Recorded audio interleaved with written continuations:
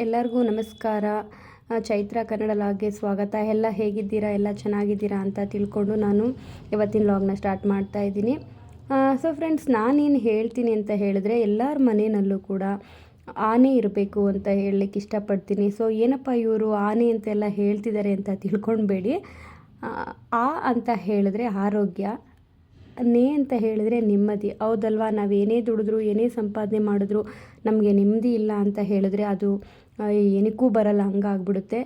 So ಹಾಗಾಗಿ ಎಲ್ಲ ಬರೀ ಹೆಣ್ಮಕ್ಳು ಅಂತ ಅಲ್ಲ, ಎಲ್ಲರೂ ಕೂಡ ಆರೋಗ್ಯನ ಕಾಪಾಡ್ಕೋಬೇಕಾಗತ್ತೆ. ಅದರಲ್ಲೂ ಹೆಣ್ಮಕ್ಳು ತಮ್ಮ ಆರೋಗ್ಯದ ಕಡೆಗೆ ತುಂಬಾ ಗಮನ ಕೊಡಬೇಕು. ಯಾಕೆಂದರೆ ನಾವು ನಮ್ಮ ಮನೆಯವರು, ಮಕ್ಕಳು ಅಂತೇಳಿ ಬರೀ ಅವ್ರದ್ದೇ ಯೋಚನೆ ಮಾಡ್ತಿರ್ತೀವಿ, ನಮ್ಮ ಒಂದು ಆರೋಗ್ಯದ ಕಡೆ ನೆಗ್ಲೆಕ್ಟ್ ಮಾಡಿಬಿಡ್ತೀವಿ ಅಂತಲೇ ಹೇಳ್ಬೋದು. ನನಗೂ ಕೂಡ ಎಷ್ಟೋ ಸಾರಿ ಅದೇ ರೀತಿ ಆಗಿಬಿಡುತ್ತೆ ಒಂದೊಂದು ಸಾರಿ. ಆದಷ್ಟು ನಿಮಗೆ ನೀವು ಟೈಮ್ ಕೊಟ್ಕೊಂಡು ನಿಮ್ಮ ಆರೋಗ್ಯನ ಕಾಪಾಡ್ಕೊಳ್ಳಿ ಅಂತ ಹೇಳಲಿಕ್ಕೆ ಇಷ್ಟಪಡ್ತೀನಿ. ಯಾಕೆಂದರೆ ನಾವು ಚೆನ್ನಾಗಿದ್ದರೆ ನಮ್ಮ ಮನೆಯವರು, ನಮ್ಮ ಮನೆ ಎಲ್ಲ ಕೂಡ ಆರೋಗ್ಯವಾಗಿರುತ್ತೆ ಅಂತಲೇ ಹೇಳ್ಬೋದು. ಅದೇ ಫ್ರೆಂಡ್ಸ್, ನಾನೇನು ಅಂದರೆ ಇನ್ನೊಂದೇನಪ್ಪ ಅಂದರೆ, ಲೈಫಲ್ಲಿ ನಾವು ಏನಾದರೂ ಒಂದು ಸಾಧನೆ ಮಾಡಬೇಕಂತ ಹೇಳಿದ್ರೆ ಫಸ್ಟು ನಮ್ಮಲ್ಲಿ ನಾವು ವಿಶ್ವಾಸ ಇಡಬೇಕಾಗತ್ತೆ. ಜೊತೆಗೆ ಒಂದು ಕನಸು, ದೊಡ್ಡದಾಗಿ ಕನಸನ್ನ ಕಂಡು ಆ ಒಂದು ಕನಸನ್ನ ನೆನಸು ಮಾಡ್ಕೊಳ್ಳಿಕ್ಕೆ ತುಂಬಾ ಕಷ್ಟಪಡಬೇಕಾಗುತ್ತೆ. ಆ ಒಂದು ಪ್ರಯತ್ನದಲ್ಲಿ ಏನೇ ಸೋಲುಗಳು, ಏನೇ ಒಂದು ಅಡೆತಡೆ ಬಂದರೂ ಕೂಡ ಅದನ್ನು ಧೈರ್ಯವಾಗಿ ಫೇಸ್ ಮಾಡಿ ನಾವು ಎಲ್ಲ ಒಂದು ಪ್ರಯತ್ನಗಳನ್ನ ಮಾಡ್ತಾ ನಾವು ಗಟ್ಟಿ ಆಗಿಬಿಡ್ತೀವಿ ಅಂತಲೇ ಹೇಳ್ಬೋದು. ಯಾಕೆಂದರೆ ನನಗೆ ಅದರ ಒಂದು ಅನುಭವ ಕೂಡ ನನಗೆ ಆಗಿದೆ ಅಂತಲೇ ಹೇಳ್ಬೋದು. ಏನಂದರೆ ನಾನೇನೋ ಒಂದು ದೊಡ್ಡ ಮಟ್ಟದಲ್ಲಿ ಸಾಧನೆ ಮಾಡಿದ್ದೀನಿ ಅಂತ ಹೇಳ್ಕೊತಿದ್ದೀನಿ ಅಂದ್ಕೊಬೇಡಿ. ಯಾವುದೇ ಆದರೂ ಸಣ್ಣದ್ರಿಂದನೇ ಅದು ಒಂದು ದೊಡ್ಡ ಸಾಧನೆಗೆ ಕಡೆಗೆ ಹೋಗುತ್ತೆ ಅಂತಲೇ ಹೇಳ್ಬೋದು. ಸೊ ನಾನು ಕೂಡ ಲೈಫಲ್ಲಿ ಒಂದು ದೊಡ್ಡ ಕನಸನ್ನ ಕಾಣ್ತಾ ಇದ್ದೀನಿ.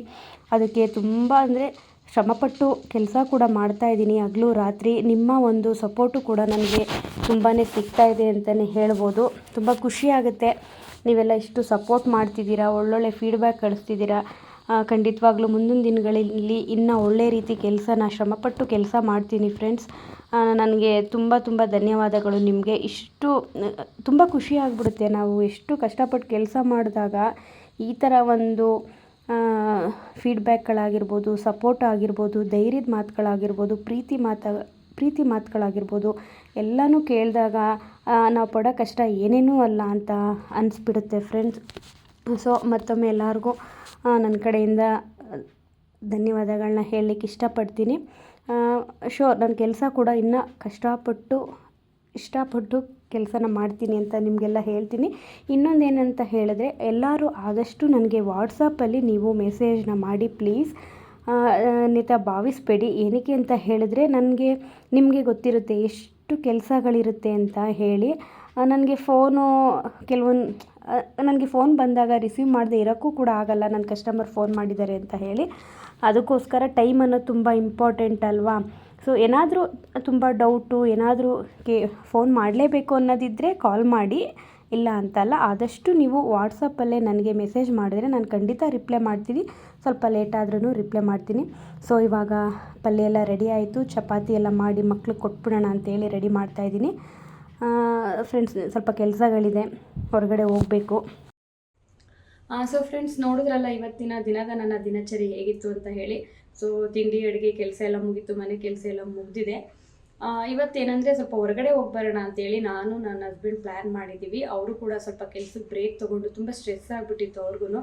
ಸೊ ಬ್ರೇಕ್ ತೊಗೊಂಡು ಸ್ವಲ್ಪ ರೆಸ್ಟ್ ಮಾಡ್ತಾ ಇದ್ದಾರೆ.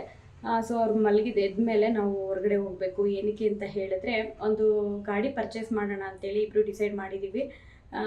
ಆಲ್ರೆಡಿ ಅವ್ರದ್ದು ಗಾಡಿ ಇದೆ, ಜುಪಿಟರ್ ಗಾಡಿ ಇದೆ. ನನಗೆ ಗಾಡಿ ಇಲ್ಲ, ಹಾಗಾಗಿ ನನಗೆ ತೊಗೊಬೇಕು.